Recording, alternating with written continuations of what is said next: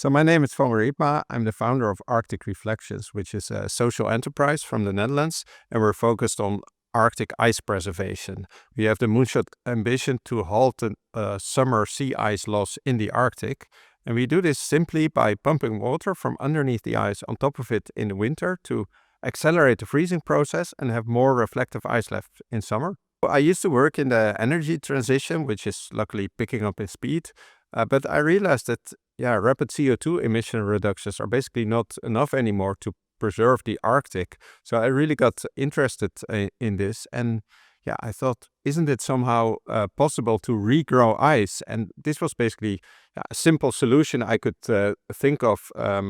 In the Netherlands, we like ice skating, but these days our winters are actually not that cold anymore. So every time that temperatures go below freezing temperatures, then the ice meesters of the different villages, they try to be the first to organize a ice skating marathon, and they pump water from underneath the ice on top of it with small layers to accelerate kind of the freezing process. And I thought, like, why not do that at scale, which is of course a very naive idea, but it turned out that there was quite some academic research on it already. So I thought, why not give it a try? I thought about the Arctic straight away because of the global problem that is in this Arctic ice melt. I mean, the Arctic could face a first ice-free summer already within the next decade, which is really amazing to think about, that the North Pole would just be covered with open water.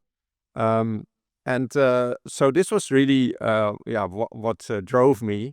And I contacted people at the university in Delft where I live, and we basically started this as a side project. But then over time, after some lab tests and experiments and modeling, I thought, well, actually it might work. So it would be almost criminal not to try to pursue this and give it a chance. The Arctic really acts as some sort of global cooling shield, because sea ice reflects up to 90% of sunlight, whereas open water absorbs all that heat. So if the ice melts, that accelerates the warming, basically. So to keep this cooling shield until CO2 emissions have gone down enough and the ice becomes regenerative by itself again is really key to kind of stabilize our climate. After some lab tests, we decided to do field tests in the Arctic. So I went to Cambridge Bay, which is north of Canada. And in April, we went to Svalbard, north of Norway. And we did that with the University of Delft and also with the local university. And that was really an adventure in itself, obviously. We went to saltwater lake, Valunden, which is connected to a fjord via small inlets. And we were there for a week, creating 3 pumping sites and a reference site where we did all sorts of measurements, taking ice cores, and also leaving remote monitoring equipment to follow the melting process. And that was really an experience in itself, but also grounded in data. We gathered a wealth of field test data, which we analyzed over the summer to really see if this method works. So what we found was that only with 4 hours of pumping, we created an extra layer of about 25 centimeters already.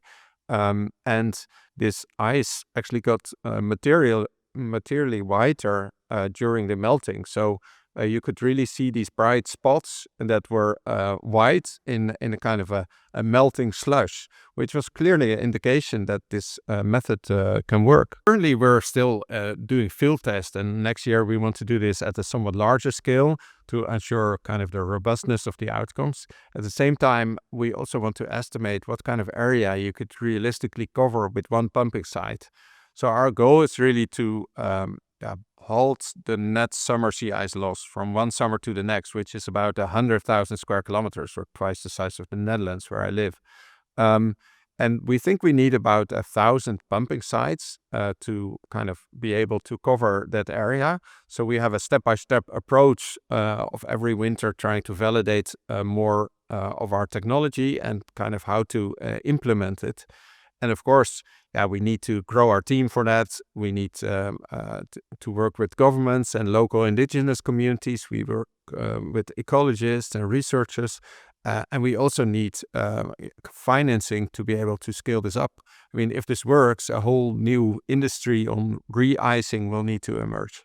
I think this Planet Action is really great. It's impressive to see what kind of people are working on these problems, and it's also kind of great to see that so many people are looking to kind of solve problems and really be practical. And yeah, it's really been an inspiration to talk to many of the other founders and listen to their talks, because yeah, that always inspires me to also get going and move faster myself.